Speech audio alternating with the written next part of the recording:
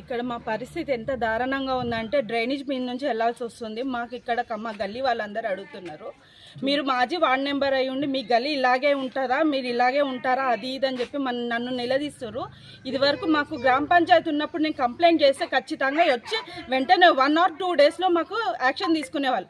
అలాంటిది ఇప్పుడు మున్సిపల్ అయినా కానీ మాకు ఎలాంటి యాక్షన్ తీసుకోవట్లేరు, కాల్స్ లిఫ్ట్ చేయట్లేరు. ఇలాగే ఉంటుందా, మళ్ళీ ట్యాక్స్ కోసము కరెంట్ బిల్ కోసము పద్దాకలు తిరగడానికి అయితే శాతం అవుతుంది, కానీ ఇది మాత్రం అసలు రెస్పాన్స్ తీసుకోవట్లేరు. ఇలాగే అండి, మీ ఇళ్ళలో మీ ఇంటి ముంగట ఇలాగ ఉంటేనే మీరు తింటారా చెప్పండి?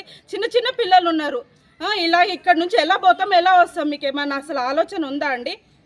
మీరు అధికారులు తీసుకెళ్లారా? చేసాము, ఫోన్ చేస్తే రెస్పాండ్ అవ్వట్లేదు. మా హస్బెండ్ కాల్ ఫోన్తో చేసాం, మేము ఏమన్నారు, పంపిస్తామన్నారు, ఎత్తట్లేరు, ఫోన్ ఎత్తట్లేదు, రెస్పాన్సే లేదు. ఇది వరకు గ్రామ పంచాయతీ ఉన్నప్పుడు ఇలా లేదు అసలు. ఖచ్చితంగా యాక్షన్ తీసుకునే వాళ్ళు. మున్సిపల్ అయినాక ఇది ఇంత దిగజారిపోయింది, మొత్తం పట్టించుకునే దిక్కే లేకుండా అయిపోయింది.